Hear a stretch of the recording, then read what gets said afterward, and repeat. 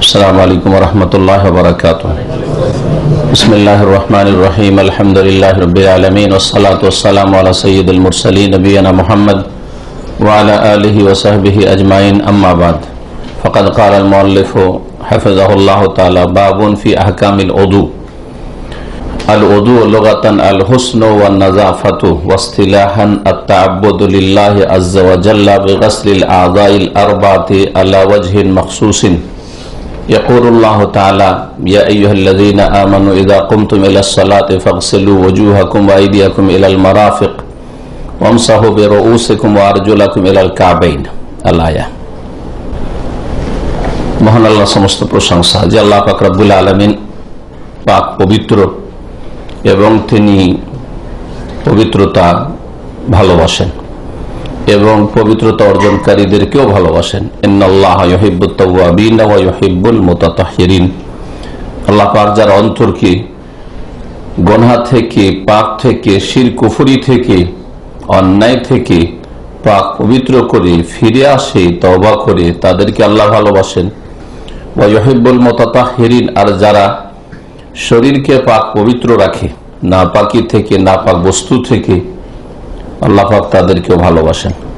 সালাতু ওয়া সালাম নাযিল করেন মুহাম্মদ রাসূলুল্লাহ সাল্লাল্লাহু আলাইহি ওয়াসাল্লামের উপর, যিনি পবিত্রতার বিষয়গুলি বিস্তারিত উম্মতকে জানিয়েছেন। এমন কোনো কিছু ছাড়েননি যা আমাদের ইহকাল পরকালের কল্যাণের, বরং তা বর্ণনা করেছেন। এবং এমন কোনো অনিষ্ট সম্পর্কে সতর্ক করতে ছাড়েননি যা আমাদের দুনিয়া আখিরাতের অনিষ্ট করে, মন্দ করে। আমাদের আজকের এই ফিকাই আলোচনার বিষয়বস্তু হচ্ছে ওযু সম্পর্কে। এই ওযু সম্পর্কে 2 দিন আলোচনা চলবে। আজকে ওযু সম্পর্কে অর্ধেক আলোচনা করব, যাতে ওযুর বিধিবিধান রয়েছে আর তার সাথে সাথে ওযুর সুন্নতগুলি এবং ওযুর বিবরণ, ওযুর তরিকা। এই ওযু সম্পর্কে কোরআনে কারীমের সূরা মায়েদার আয়াত রয়েছে, আয়াত নম্বর 6। আয়াতটি লম্বা। তার প্রথম অংশে আল্লাহ পাক ওযুর কথা বর্ণনা করেছেন এবং ওযুর মধ্যে যে ফরজ বিষয়গুলি তা বর্ণনা করেছেন। আর তারপরে আল্লাহ পাক গোসলের কথা বর্ণনা করেছেন, তায়াম্মুমের কথা বর্ণনা করেছেন এই আয়াত। লেখক বলছেন বাবুন ফি আহকামিল ওযু। এই অধ্যায় হচ্ছে ওযুর বিধি বিধান সম্পর্কে, ওযুর মাসাইল সম্পর্কে। আল ওযু লুগাতান, প্রথম ওযুর শাব্দিক অর্থ। ওযু শব্দটি আরবি শব্দ, এর আবিধানিক অর্থ কি এবং শরীয়তের ভাষায়, ইসলামের পরিভাষায় ওযু কাকে বলে।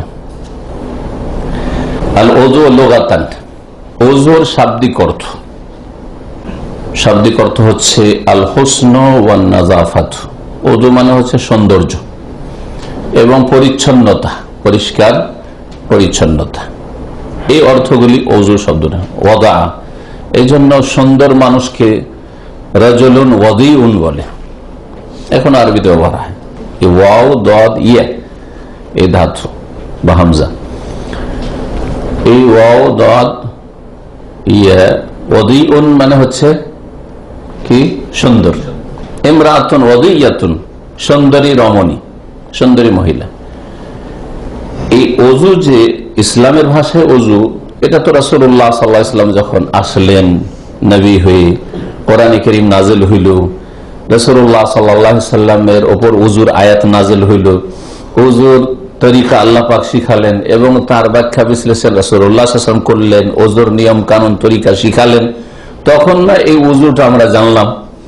তার আগে ওযু শব্দটা আরবি ভাষায় ছিল, ওয়াও দদ ইয়া, এই দিয়ে, এই মাদ্দা দিয়ে, এই ধাতু দিয়ে শব্দটি যে গঠিত, এটা আরবি ভাষায় ডিকশনারিতে ছিল। ওর মানে কি হইতো? ওর মানে হচ্ছে সৌন্দর্য বা পরিষ্কার পরিচ্ছন্নতা। সব সময় কোন একটি শব্দের অর্থ, শাব্দিক অর্থ এবং তার পরিভাষা, যেটা টার্ম ব্যবহৃত হচ্ছে যে উদ্দেশ্যে, দুটোর মাঝে একটা সম্পর্ক থাকে, দুটোর মাঝে একটা সম্পর্ক থাকে। তেমন ওযু মানে শাব্দিক অর্থ হচ্ছে সৌন্দর্য বা পরিষ্কার পরিচ্ছন্নতা। তো উজুকে উজু কেন বলা হয়? ইসলামের ভাষায় যে উজু রয়েছে, উজু কয়েকটা অঙ্গে ধোয়ার নাম, উজুকে উজু কেন বলা হয়? কারণ এর মাধ্যমে কি হয়? সৌন্দর্য বাড়ে আর পরিষ্কার পরিচ্ছন্ন হয়। এই যে সম্পর্ক। জি, একমাত্র আমরা মানুষ যাদের নামের সাথে কাজের অনেক সময় সম্পর্ক থাকে না। এই মানুষেরই বদ স্বভাব যে মানুষের নামের সাথে কাজ কামের সম্পর্ক বিপরীত সম্পর্ক থাকে। নাম হচ্ছে হাবিবুর রহমান, মানে কি আল্লাহর প্রিয়, আর আল্লাহর দুশ্মন হয়তো নাস্তিক, কবর পূজারী, মুশরিক, আল্লাহর দুশ্মন, বিদআতি, হ্যাঁ রাসূলের দুশ্মন, বেনামাজি, দুশ্মন, তাই না?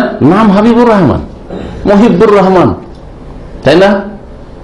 তারপরে হ্যাঁ আব্দুল্লাহ, আল্লাহর বান্দা, আল্লাহর বান্দার আল্লাহ অবাধ্য, বুঝা গেছে? তো প্রত্যেক মানুষের নাম অনুযায়ী তার কাজ কাম নাই, কিন্তু অনেকে আছে, অল্প কিছু লোক আছেন যে যেমন নাম তেমন তার কাম কাজ। এটা হওয়া উচিত ছিল। আপনি যখন বান্দা, কার বান্দা? আল্লাহর বান্দা, তো আল্লাহর আদেশ নিষেধ মেনে চলবেন। তাহলে আপনার নামের সাথে কামের সম্পর্ক, দুনিয়ার প্রত্যেকটি শব্দের তার শাব্দিক অর্থের সাথে তার যে পরিভাষা রয়েছে, হ্যাঁ, তার একটা সম্পর্ক আছে। তায়াম্মুমের শাব্দিক অর্থ রয়েছে, তায়াম্মুমের ইসলামী পরিভাষা রয়েছে, দুটোর মাঝে সম্পর্ক আছে। হ্যাঁ, কিন্তু মানুষ হচ্ছে এর ব্যতিক্রম। আল্লাহ পাক প্রত্যেক মানুষকে যেন হেদায়েত দান করেন, বিশেষ করে মুসলিম যারা শিরক বিদআতে লিপ্ত রয়েছে, ধর্মের নামে ধর্মকর্ম করেও জাহান্নামের রাস্তায় রয়েছে, আর যারা বেদিন, হ্যাঁ, জাতিতে মুসলিম কিন্তু তারা আল্লাহর আদেশ নিষেধ মেনে চলেন না, আল্লাহ পাক তাদেরকে যেন হেদায়েত দান করেন। ওয়াসতিলাহান, ওযুর পারিভাষিক অর্থ। ইসতিলাহ মানে পরিভাষা। জি, কিসের পরিভাষা? ইসলামের পরিভাষা। ইসলামের পরিভাষা, প্রত্যেকটা ইসলামের পরিভাষা, যেমন সালাত, ওযু, তাই না, তায়াম্মুম, যাকাত, হজ, সওম, তাই না, এইরকমই নিকাহ, তালাক, এগুলির প্রত্যেকটা শাব্দিক অর্থ আছে। আর ইসলামের পরিভাষায় তালাক কাকে বলে, নিকাহ কাকে বলে, সালাত কাকে বলে, যাকাত কাকে বলে, হজ কাকে বলে, সওম কাকে বলে। জি, এগুলো হচ্ছে পারিভাষিক অর্থ, যেটাকে অন্য ভাষায় সংজ্ঞা, মানে কাকে বলে। ওযু কাকে বলে? ওযুর সংজ্ঞা সম্পর্কে লেখক বলছেন, আত-তাআব্বুদ লিল্লাহি আযজা ওয়া জাল্লা, একটি শর্ত। দ্বিতীয় হচ্ছে বিগাসলিল আযাইল আরবা। তৃতীয় হচ্ছে আলা ওয়াজহিন মাখসুসিন। এই তিনটি কথা হচ্ছে ওযুর সংজ্ঞা। প্রথম কথা কি? মহান আল্লাহর ইবাদত বন্দেগী করা। ওযুর মাধ্যমে আমরা কি করি? আল্লাহর আনুগত্য করে ইবাদত করি, না হলে এমনি কোনো এটা দুনিয়াদারি নয়। ওযু করাই মানে আমি এই ওযুর মাধ্যমে বিশেষ অঙ্গগুলি ধৌত করা এবং মাসে করার মাধ্যমে আল্লাহ সন্তুষ্টি চাইছি। এর মাধ্যমে আর গুনাহ ঝরে পড়বে, হ্যাঁ, নেকি বাড়বে, এবং এই ওযু দিয়ে আমি কিছু ইবাদত আরো করতে চাইছি। এরপরে ইবাদতগুলি সালাত, নামাজ, অথবা তাওয়াফ, অথবা কোরআন স্পর্শ করা, তেলাওয়াত ইত্যাদি। মহান আল্লাহর ইবাদত করা কিসের মাধ্যমে? বিগাসলিল আযাইল আরবাহ, চারটি বিশেষ অঙ্গ ধৌত করার মাধ্যমে। তাহলে ধৌত করতে হবে। যদি একটি অঙ্গ, মাথা এবং কান দুটো মিলে একটি অঙ্গ। রাসূলুল্লাহ সাল্লাল্লাহু আলাইহি ওয়াসাল্লাম বলেছেন, আল উযনান মিনার রাস, দুটি কান মাথারই অন্তর্ভুক্ত। দুটি কান হচ্ছে মাথারই অন্তর্ভুক্ত। তো মাথায় যেমন মাসাজ করতে হয়, কানেও মাসাজ করতে হবে। মাথায় যেমন পানি ঢালা নয়, ধোয়া নয়, ঠিক তেমনি কান ধোয়া নয়। তো এই মাথা আর কানের মাসাজ ছাড়া বাকি অঙ্গগুলি কি করা? ধৌত করা। ধৌত করার মাধ্যমে ইবাদত করতে হবে। কি ধৌত করতে হবে? বিশেষ চারটি অঙ্গ। আলা ওয়াজহিন মাখসুসিন, ধোয়ার যে বিশেষ পদ্ধতি রয়েছে। আলা ওয়াজহিন মাখসুসিন, বিশেষ পদ্ধতিতে। কোন পদ্ধতিতে? যেই পদ্ধতিতে, যেই তরিকাতে রাসূলুল্লাহ সাল্লাল্লাহু আলাইহি ওয়াসাল্লাম ধোয়া শিখিয়েছেন, যেখান থেকে শুরু করেছেন আর যেখানে গিয়ে শেষ করেছেন। হ্যাঁ, কোনটা 1 নম্বরে, কোনটা 2 নম্বরে, কোনটা 3 নম্বরে, কোনটা 4 নম্বর, এইভাবে। হ্যাঁ, এটা হচ্ছে বিশেষ তরিকায়। আপনার তরিকায় উযু করলে চলবে না। কোন তরিকা করতে হয়? বিশেষ তরিকা। সেটা কার তরিকা? রাসূলুল্লাহ সাল্লাল্লাহু আলাইহি ওয়াসাল্লাম তরিকায়। যেমন নামাজ পড়ে রাসূলুল্লাহ সাল্লাল্লাহু আলাইহি ওয়াসাল্লাম, তেমন উযু করতে হবে রাসূলের মতো উযু। জি হ্যাঁ, প্রত্যেকটি ইবাদত কার মতো করতে হবে? রাসূলুল্লাহ সাল্লাল্লাহু আলাইহি ওয়াসাল্লামের ইবাদতের মতো করতে হবে। এই কয়টি কথা উযুর সংজ্ঞায় বলবেন। হ্যাঁ, অনেকে আত-তাআব্বুদ লিল্লাহ কথাটি লাগায়নি। তারা বলেছেন যে কি করা? বিশেষ কয়েকটি অঙ্গ ধৌত করা বিশেষ তরিকাতে। কি বললো তারা তাহলে? বিশেষ কয়েকটি অঙ্গ বা 4টি অঙ্গ ধৌত করা, ধৌত আর মাসা করা বিশেষ পদ্ধতিতে, বিশেষ পদ্ধতিতে। তার সাথে সাথে কেউ আরেকটা শর্ত লাগিয়েছেন বা একটা বিষয় উল্লেখ করে, সেটা হচ্ছে বিশেষ কাজের উদ্দেশ্যে।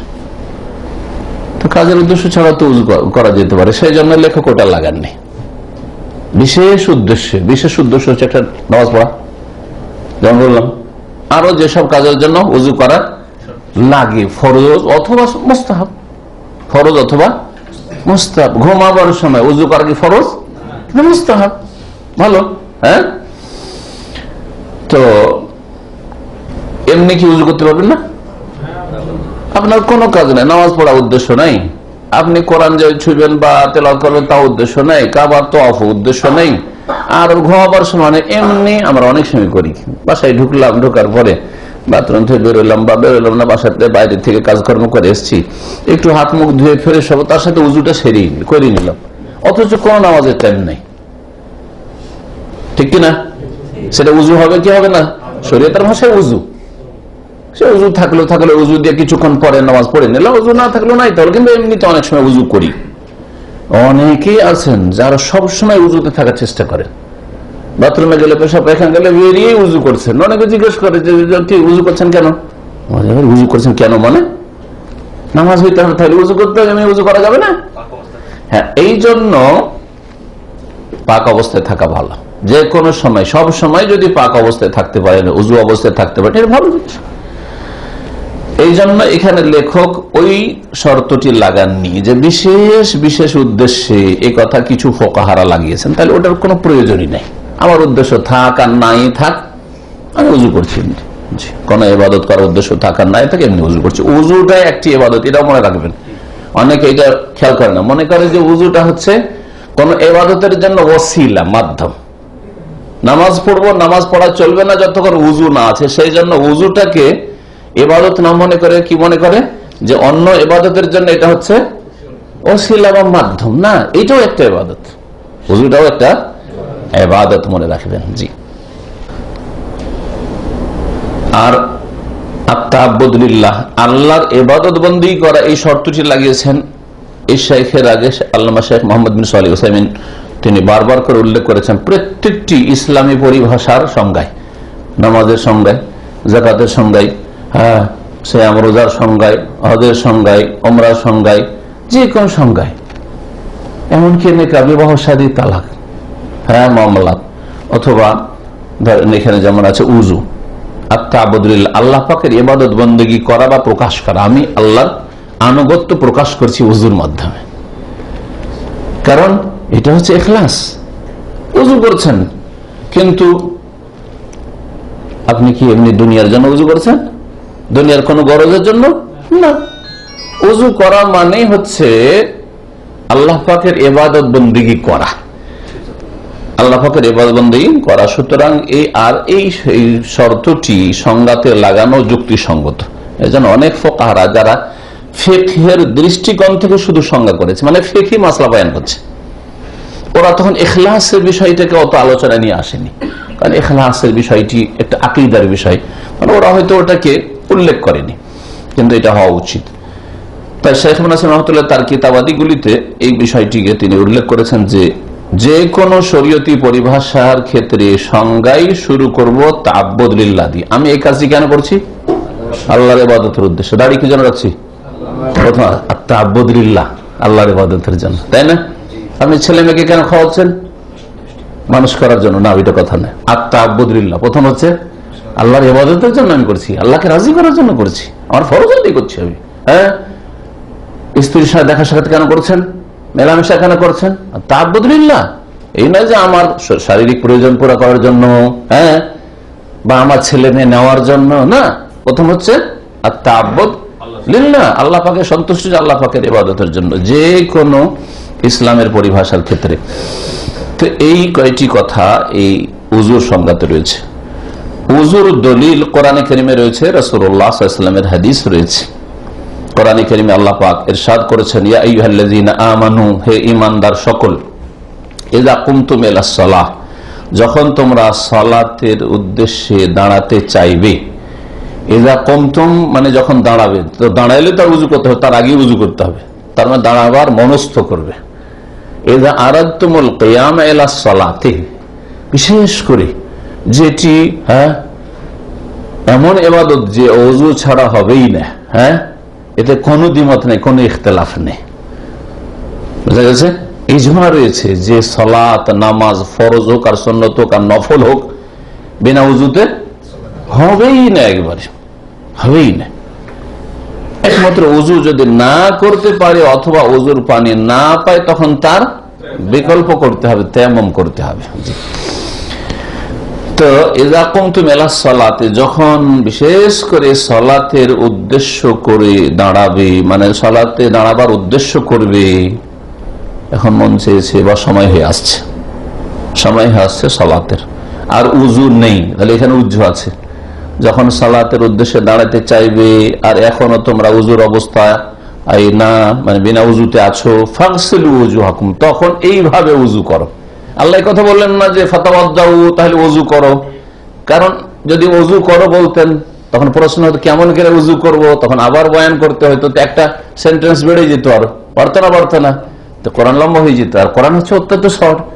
তো আল্লাহ এইভাবে না বলে যে যখন তোমরা নামাজের জন্য দাঁড়াতে চাইবে ওযু করো, না, ওযুর তরিকা শুরু করে দিলেন আল্লাহ রাব্বুল আলামিন।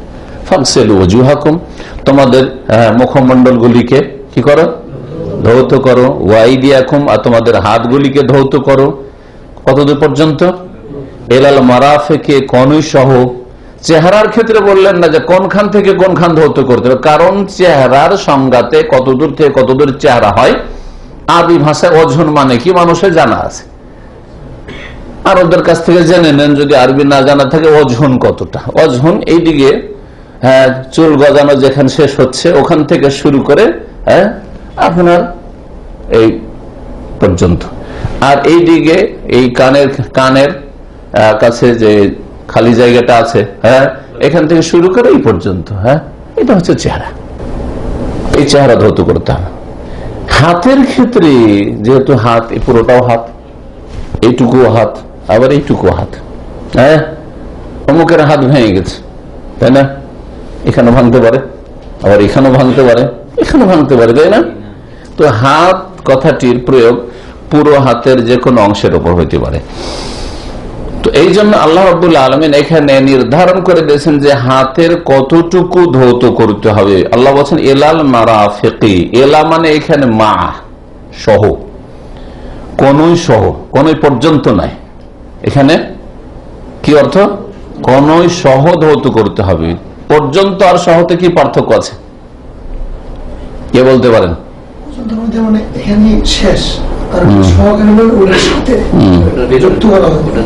সহ যখন বলবেন তখন এই কনইটা ধোয়াতে শামিল। কনই শুকনো থাকলে উযু হবে না। কনই কোনটাকে বলে, এই যে হাড্ডি, এই যে হাড্ডি, এইদিকে হাড্ডি, এটা হাড্ডি, এই যে জোড়ের হাড্ডিটা আছে, এগুলো হচ্ছে কনই, মিরফাক। তো এইটা সহ ধৌত করতে হবে। আর যদি এলা মানে পর্যন্ত করতেন, পর্যন্ত মানে এটা শামিল হবে না কথা নাই, তখন আরবিতে না দুটোই অর্থ, কখনো শামিল হয় কখনো শামিল হয় না, কখনো শামিল হয় আবার কখনো হয় না। এলা এমন একটা শব্দ যে এলার পরে যেই শব্দটি এসছে সেই শব্দটা অন্তর্ভুক্ত হয় কখনো, কখনো অন্তর্ভুক্ত হয় না। যেমন আপনি এখান থেকে বলছেন যে আমি বাংলাদেশে বাড়ি হচ্ছে, ধরেন আপনার কোন পল্লী গ্রামে, কোন একটা ডিস্ট্রিক্ট বলেন, সিলেট,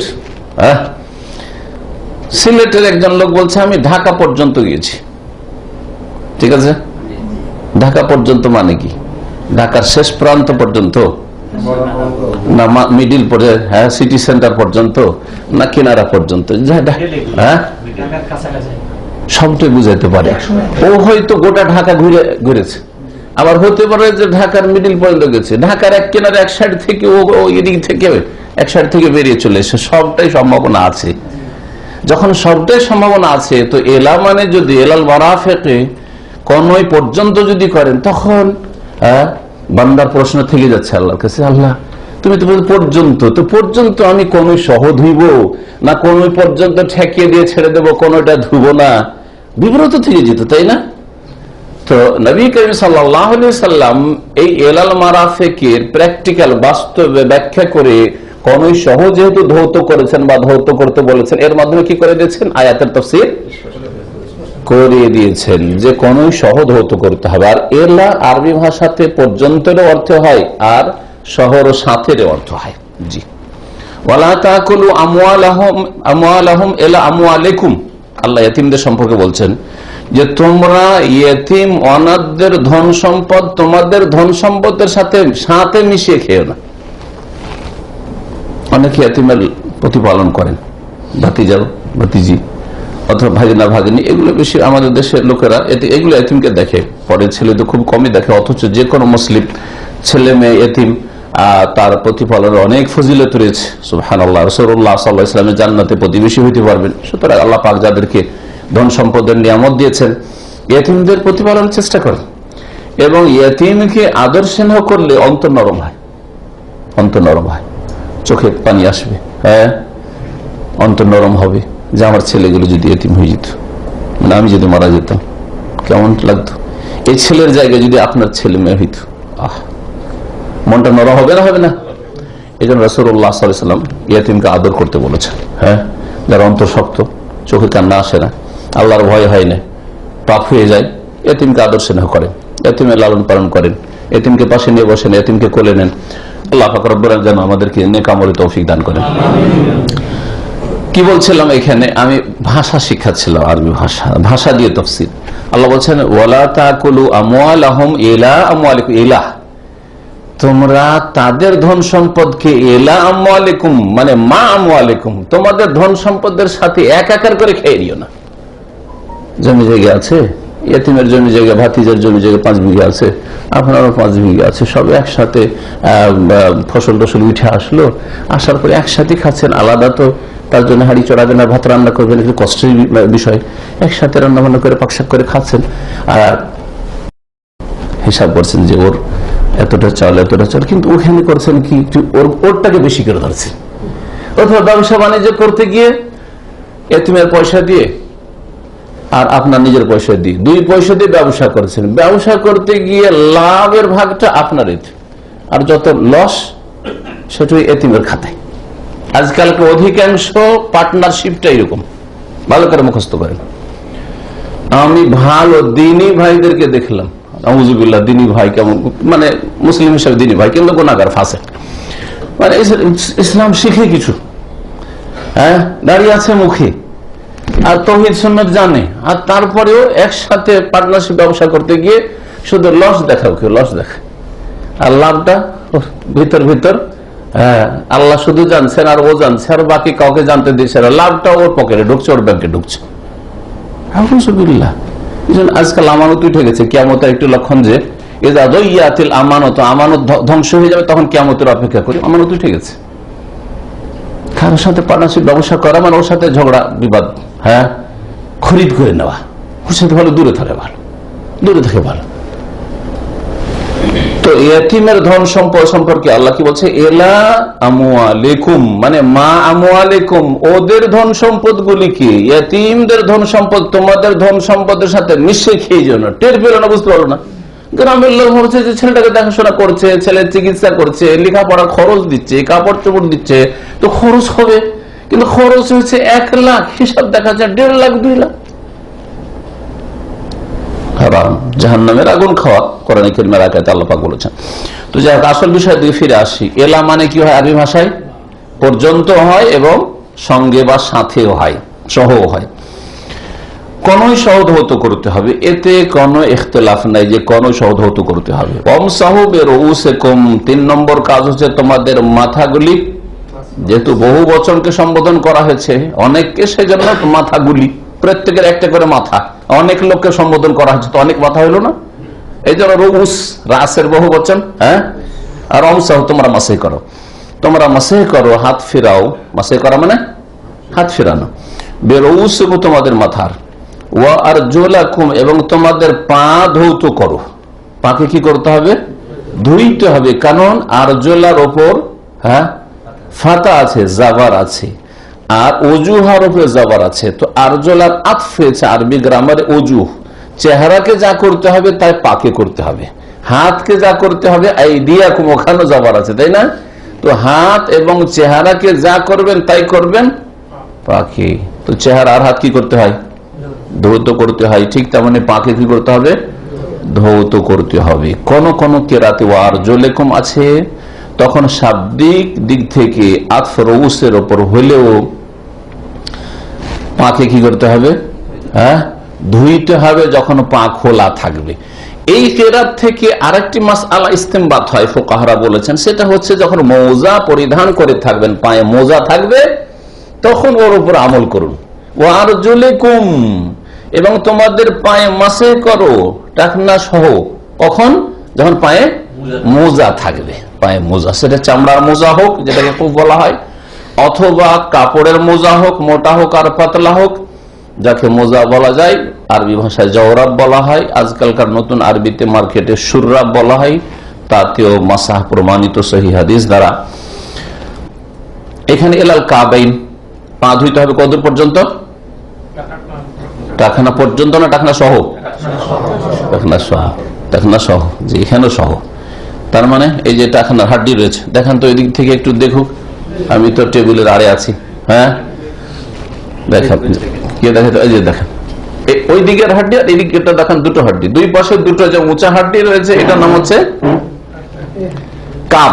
কাব এক বচন আর কাবাইন দ্বি বচন। তার মানে প্রত্যেক পায়ে দুটো করে কি আছে? দুটো কাব আছে। হ্যাঁ, ডান সাইডে একটা উঁচা হাড্ডি আর বাম সাইডে একটা উঁচা হাড্ডি, এই দুটোকে কাবাইন বলা হয়। কাবের শাব্দিক অর্থ হচ্ছে উঁচা জায়গা, সে উঁচা হাড্ডি হোক অথবা কোনো উঁচু স্থান হোক। এই জন্য কাবা ঘরকে কি বলা হয়েছে? কাবাতুল্লাহ, আল্লাহর কাবা ঘর বলা হয়েছে। কাবা কারণ আশেপাশে নিচু জায়গা আর খুব উঁচা একটি ঘর ওখানে, সেজন্য ওকে কাবা বলা হয়েছে। জি, ফাহাদিল আয়াতুল কারিমা, এই আয়াত কারিমা ফরজ করেছে উযু কিসের জন্য? সালাতের জন্য, নামাজের জন্য।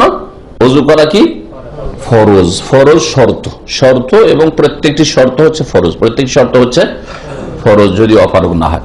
ওয়াবাইয়ানাতিল আযা, এবং অঙ্গগুলি বর্ণনা করেছে এই আয়াতে। আল্লাতী ইয়াজিবু গাসলাহা, ইয়াজিবু গাসলুহা, যেই অঙ্গগুলি ধোয়া ফরজ, আও মাসহুহা, অথবা মাসহ করা ফরজ উযুতে। এই ছিল উযুর দলিল সম্পর্কে আয়াতে কারিমা, কোরআনে কারিমের। উযুর শর্তগুলি এখন বয়ান করছেন লেখক। উযুর শর্ত কয়টি? লেখক বর্ণনা করেছেন 6টি শর্ত। 6টি শর্ত বর্ণনা করেছেন। উযুর শর্ত সম্পর্কে জানা আছে, এর আগে যারা পড়েছেন পুরাতন ভাইরা। কয়টি শর্ত উযুর? দুরুস মুহিম্মা, গুরুত্বপূর্ণ শিক্ষা, এই কিতাবের যে বিস্তারিত দর্শ আছে তাতে, এবং এর আগে যারা কোর্স করছেন ঢাকা সেন্টারে বা দামাম সেন্টারে, তারা তো জানেন উযুর শর্ত কয়টি। হ্যাঁ, বাস সব নাসিয়া মানসিয়া বলে গেছেন। উযুর শর্ত, উযুর শর্ত এখানে 6টি বর্ণনা করেছেন। এই 6টি শর্ত সম্পর্কে কোনো দ্বিমত নেই, এই জন্য 6টি বর্ণনা করেছেন। আর শর্ত রয়েছে আরো 4টি, আরো 4টি শর্ত রয়েছে যা আমি আপনাদের সামনে বয়ান করব। কিন্তু এই শর্তগুলিতে কিছু দ্বিমত রয়েছে, ইখতিলাফ রয়েছে, যার ফলে লেখক ওগুলোকে বর্ণনা করেনি। অথবা ইখতিলাফ না থাকলেও সবসময় প্রয়োজন পড়ে না, হয় দ্বিমত আছে, একদল বলছে শর্ত, একদল বলছে শর্ত নাই, অথবা দ্বিমত নাই কিন্তু সবসময় ওর প্রয়োজন পড়ে না, কখনো কখনো প্রয়োজন, বিশেষ বিশেষ লোকের প্রয়োজন, সেজন্য সেগুলোকে বর্ণনা করেননি। প্রথম শর্ত হচ্ছে মুসলিম হওয়া, ইসলাম প্রথম শর্ত। তার মানে অমুসলিম যদি উযু করে উযু হবে না, আগে ওকে অন্তরের উযু করতে হবে। কালিমা লা ইলাহা ইল্লাল্লাহকে বিশ্বাস করে, মুহাম্মদ রাসূলুল্লাহকে বিশ্বাস করে, ঈমানের আরকানগুলি বিশ্বাস করে শাহাদাত দেওয়া, আশহাদু আল্লা ইলাহা ইল্লাল্লাহ ওয়া আশহাদু আন্না মুহাম্মাদান রাসূলুল্লাহ বা মুহাম্মাদান আবদুহু ওয়া রাসূলুহু, এই সাক্ষ্য প্রদান করবে অর্থাৎ মুসলিম হবে, তাহলে উজু করে লাভ আছে। ওযু, সালাত, নামাজ, যাকাত, সিয়াম, রোজা, হজ, ওমরা, ভালো মন্দ যা কিছু হোক না কেন, মন্দ বলবো না, কারণ মন্দ গুনাহ তো কাফের উপর চাপবে, তাই না? নেক আমলে কিছুই পাবে না আখেরাতে, বা কবুল হবে না ইবাদত বন্দেগী ইসলামবিহীন। আর বাকি গুনাহ করলে গুনাহ যে কোনো মানুষের উপর চাপবে। গুনাহ যেমন মুসলিমের উপর চাপবে গুনাহ করলে, তেমনি কাফের, তাগুত, নাস্তিক সকলের উপর চাপবে। তো মুসলিম হওয়া শর্ত উজু করার জন্য। 2 নম্বর হচ্ছে আকল, মানে জ্ঞান সম্পন্ন, বিবেক বুদ্ধি আছে, পাগল নয় আর কি। জি। 3 নম্বর শর্ত তামইজ, মানে ভালো মন্দের পার্থক্য নির্ণয় করার মতো যোগ্যতা আছে। মানে এত ছোট বাচ্চা নয় যে উজু কি তাই বুঝে না, উজু কি তাই বুঝে না, ওকে শুধু হাত পা ধুয়ে দিলেন কিন্তু বুঝে না কিছু, চলবে না। 3 বছর, 4 বছর, 5 বছরের বাচ্চা বুঝে কিছু বুঝে না। এই জন্য 3, 4 বছর, 5 বছরের বাচ্চাকে আজকাল মসজিদে নিয়ে যাচ্ছেন, মসজিদে নিয়ে যাওয়া ঠিক নয়। মসজিদে কত বছর বাচ্চা নিয়ে যাবেন? 7 বছর। ভালো করে মাসলা শুনে রাখেন। এই ক্ষেত্রে ইফরাত আর তাফরিত, হয় বাড়াবাড়ি আর না হয় ঘাটতি। মুসলিম জাতি আজকাল হয় বাড়াবাড়িতে আছে আর না হলে ঘাটতিতে আছে। কেমন করে? মসজিদে নিয়ে যাওয়ার ক্ষেত্রে রমজান মাস আসলে বেদিন বেনামাজি গুলো কিছু নামাজি হয়ে যায়, আর নামাজি হয়ে গেছে কিন্তু ছেলে মেয়ের মায়া 10 মিনিটে 5 মিনিটের নামাজে ছাড়তে পারে না, সুতরাং ফজর নামাজে কোলে করে নিয়ে চলে যায় 3 বছর 4 বছরের বাচ্চা। হ্যাঁ, তারপরে মাগরিবের সাথে তো আছেই, বুঝা গেছে। ও 2, 4, 5 মিনিট বাপ ছেড়ে থাকবে না, বাপ ছেলেও ছেড়ে থাকবে না, ওকে কোলে নিয়ে মসজিদে যাবে। আর না যায় কাজ, এসব কাজ মসজিদের সাথে বেয়াদবি, এসব বাচ্চাকে নিয়ে যাওয়া।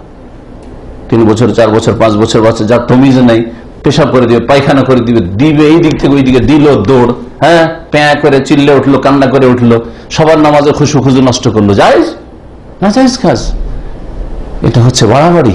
হয় বেনামাজিদের এই রমজান মাসের মৌসুমে মসজিদকে, আমি তো বলি মাঝে মাঝে, মসজিদ টয়টা অন করে দিয়েছে এরা।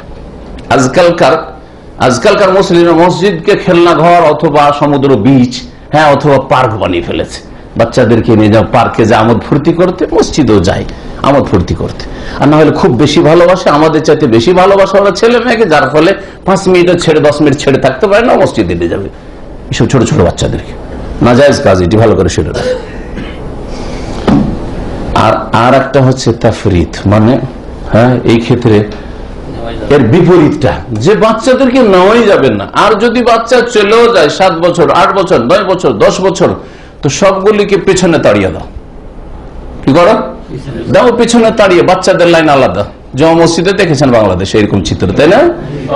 তো দেখেন, এক ধরনের ত্রুটি আমাদের দেশে, বাচ্চাদের সাথে দুর্ব্যবহার। মসজিদে বাচ্চারা 7 বছরের বেশি বয়স হয়ে গেছে, পাশে নিয়ে দাঁড়ান আপনি অভিভাবক, পাশে, হ্যাঁ, বাচ্চাকে একা পাঠিয়ে দেবেন না। আবার কিছু ছেলেকে দেখি এখানে সৌদি আরবে বাচ্চা, আসরেও বাচ্চা হাজির, মাগরিবের সাথে আছে, বাপকে জীবনে চিনতে পারলাম না। কিছু বাচ্চা এমন আছে যে মাশাআল্লাহ বাচ্চা, মাঝে মাঝে বাচ্চাগুলোকে দেখে আফসোস হয়, আর দোয়া করি যে আল্লাহকে হেদায়েত রাখা, আর ওর বাপের কবল থেকে আল্লাহ বাঁচায়, বাপের অনিষ্ট থেকে, বেনামাজির অনিষ্ট থেকে। কারণ এই ছেলে সাবালক হইলে ওর বাপের মতো বেনামাজি হবে। এখন না হয় ওর ফিতরাতে ইসলামের ওপর আছে, সেজন্য নামাজে দৌড় দিয়ে চলে আসছে, জেগে আছে, দৌড় দিয়ে মসজিদে চলে আসছে, ছোট বাচ্চা। কিন্তু যখন একটু বড় হবে তখন কার মতো হবে? বাপকে ফলো করবে, মাকে ফলো করবে, বাপ মা বেনামাজি, সুতরাং আসবে না। আর সত্যি দেখতে পাচ্ছি ওই বাচ্চাগুলি, এক মহল্লাতে যেহেতু 14 বছর থাকি, দেখি ওই বাচ্চাগুলো যখন ছোট ছিল নামাজ পড়তে আসতো, এখন সাবালক হয়েছে নামাজ পড়ে না, যখন ফরজ হয়েছে তখন নামাজ পড়ে না। আউযুবিল্লাহ। এই যদি মুসলিম জাতির অবস্থা হয়, ইমান আমলের অবস্থা, নামাজের সাথে এই খারাপ আচরণ, তাহলে আল্লাহ কেন আযাব দেবেন না? কাফেরকে কেন চাপিয়ে দেবেন না? মায়ের কেন খাবেন না? এই হচ্ছে নতিজা, এই হচ্ছে রেজাল্ট। আসলে আমাদের দেশে যে দুর্ব্যবহারটা হয় বাচ্চাদের সাথে, হ্যাঁ, বাচ্চাদের কি করে? পাশে রাখতে দেবে না, হ্যাঁ, পেছনে সবগুলিকে তাড়িয়ে দেবে। আর পিছনে গিয়ে হইচই করছে, না হইয়া হাসছে। আর শুধু তারাই হাসে না, তাদের হাসিতে অনেক সময় শয়তান এমন সুযোগ পায় যে ছোটদের হাসিতে বড়রাও হাসি থামতে পারে না। আর অনেক সময় গোটা মসজিদের লোক হাসাহাসি শুরু করে দিয়েছে, এরকম অবস্থা তৈরি হয়ে যায়। নাজায়েজ কাজ, এটাও নাজায়েজ কাজ। এই দুই নাজায়েজ থেকে বাঁচবেন। আমি যারা বাচ্চা নিয়ে যায় তাদেরকে বলি যে বাচ্চা পাশে রাখবেন, বাচ্চা কি করবেন, পাশে রাখবেন। 2 নম্বর কথা, বাচ্চাকে একাই মসজিদে যেতে দেবেন না। আর 7 বছরের উপরে নিয়ে যাবেন, 7 থেকে নিয়ে 10, 12, এগুলোতে বাচ্চা হয়তো একা যাবে না, সাথে নিয়ে যান। আপনার দেখা দেখি নামাজ পড়বে আপনার পাশে, বুঝতে পারছেন যে নামাজে ভুল টুল করছে, তাহলে সেটা ডেইলি সংশোধন করছে।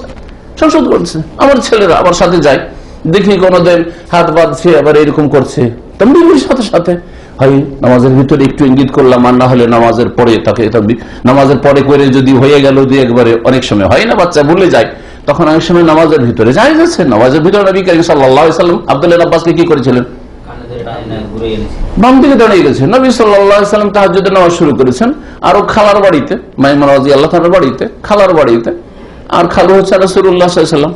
হ্যাঁ, ছোট ছেলে, নবী সাল্লাল্লাহু আলাইহি ওয়াসাল্লামকে দেখে 7-8 বছর 9 বছরের ছেলে লাফিয়ে দাঁড়িয়ে গেছে, ও নামাজ পড়া শুরু করেছে, কিন্তু বাম দিকে দাঁড়িয়ে গেছে, ইমামের জায়গায় দাঁড়িয়ে গেছে। নবী সাল্লাল্লাহু আলাইহি ওয়াসাল্লাম এই কথা বললেন না যে থাক এখন নামাজ পড়ছি, কি করে নড়াচড়া করবো, ধরবো আর সরাবো, হ্যাঁ সালাম ফিরিনি তারপরে শিখাবো, করেছেন নাকি? করেন, কি করেছেন? সাথে সাথে এই দিক থেকে কানটা ধরে এদিকে, বোঝা গেছে না? তা নামাজের ভিতরে তাহলে এইরকম হরকত নড়াচড়া করা শুধু যাবে নয়, বরং প্রয়োজন। নবী সাল্লাল্লাহু আলাইহি ওয়াসাল্লাম করেছেন, তখনই শিখা। যখন ভুল করেছে তখন না শিখালে মানুষ শিখে না।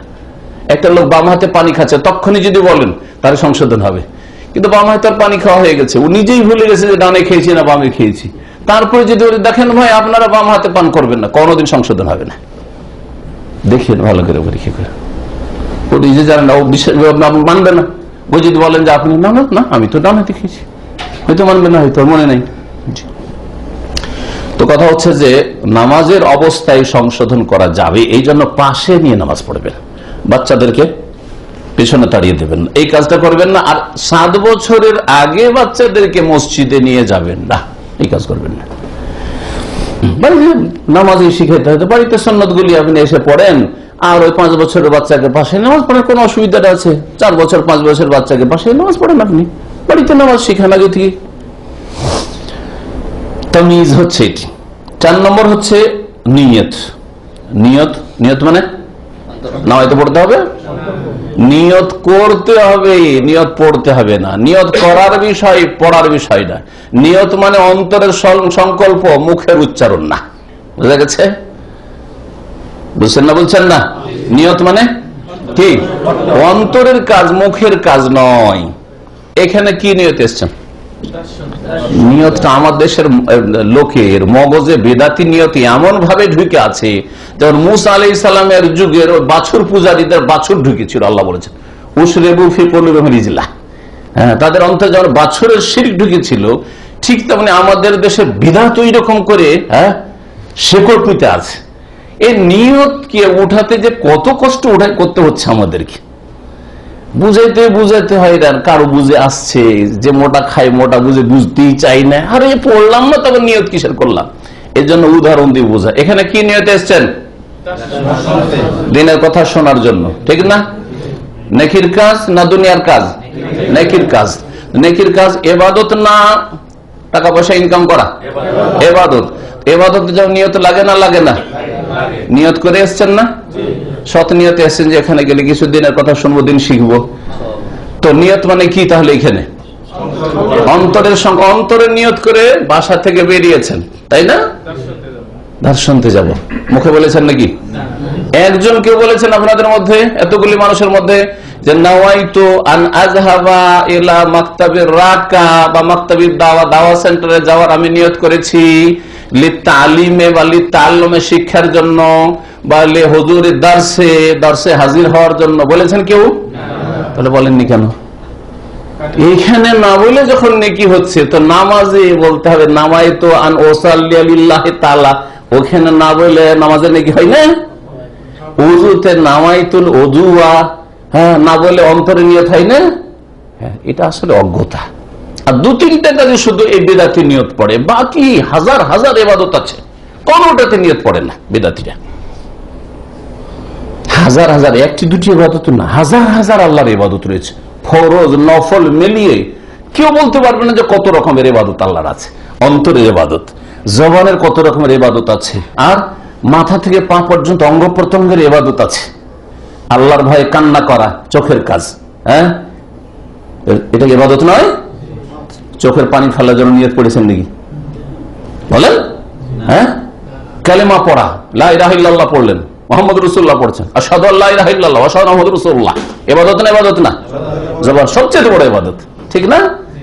নওয়াইতে জীবনে পড়েছেন কলমা পড়ার জন্য? হ্যাঁ, যে নওয়াইতু আন আকুলা লা ইলাহা ইল্লাল্লাহ, হ্যাঁ, আমি লা ইলাহা ইল্লাল্লাহ বলার নিয়ত করছি, করেছেন? শুধু নামাজের নিয়ত পড়া, ওযুর নিয়ত পড়া, আর রোজার নিয়ত পড়া, আর হজের নিয়ত পড়া। হ্যাঁ, সাহরি খাওয়াই তো রোজার সাহরি খাওয়া না, রোজার নিয়ত পড়া, কথা বোঝা গেছে? আর বাকি জাকাতের নিয়ত জীবনে শুনেছেন? হ্যাঁ, ওই যেই ব্যক্তি নামাজের নিয়ত পড়ছে জাকাতের নিয়ত পড়ে, অথচ জাকাত নামাজ পাশাপাশি, আকিমুস সালাত ওয়া আতুজ যাকাত, তাই না? সাদকা করা নিয়ত পড়েছেন, মুখস্থ করিয়েছে বিদাতি মোল্লারা তাদের চুটি কিতাবে, কেন নাই জাকাতের আর সাদকা? মসজিদ বানাইছেন, মসজিদে দান করছেন, হ্যাঁ, গরিব মিসকিনকে খাওয়াইছেন, সওয়াবের কাজ না? নিয়ত কোনদিন পড়েছেন? হ্যাঁ, যে নাওয়াইতু, হ্যাঁ, ইতআমাতুম লিল মাসাকিন, মিসকিনকে খাদ্য দেওয়ার নিয়ত করছি, কেন পড়েন না? আস্তাগফিরুল্লাহ ইবাদত না? সুবহানাল্লাহ, আলহামদুলিল্লাহ, লা ইলাহা ইল্লাল্লাহ ওয়ালা হাওলা ওয়ালা কুওয়াতা ইল্লা বিল্লাহ, লা ইলাহা ইল্লা আনতা সুবহানাকা ইন্নী কুনতু মিনাজ জালিমিন, কোনটা ইবাদত না? কোনটা ইবাদত না? এগুলো নিয়ত কই গেল? তাহলে নিয়ত মানে অন্তরের সংকল্প। যারা অন্তর থেকে নিয়ত করে এটা হচ্ছে নিয়ত। একমাত্র পাগলের কোনো নিয়ত থাকে না, বাকি ভালো কাজ করলেও নিয়ত নিয়ে করে, মন্দ কাজ করলেও অন্তরের সংকল্পের সাথেই করে, প্রত্যেকের নিয়ত থাকে। আর মুখের নিয়ত করা এটা হচ্ছে জাহেলদের কাজ, মূর্খদের কাজ, যারা বুঝেইনি যে নিয়তটা কি জিনিস, নিয়ত কি জিনিস কিছু বুঝেনি।